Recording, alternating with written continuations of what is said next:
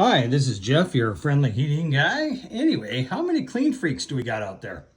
I bring that up because the problem with these modern touchscreen thermostats is anything you touch is going to set up something. But one of the nice things about all of these new thermostats, and they're really not new anymore, is that there is a clean screen setting.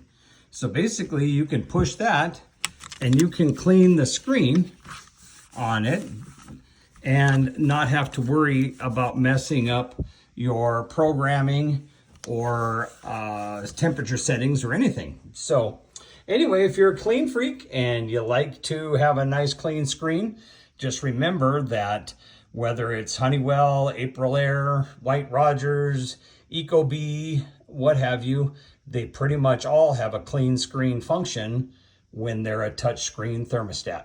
So anyway, just remember that, have fun, enjoy your day, and have a nice clean screen.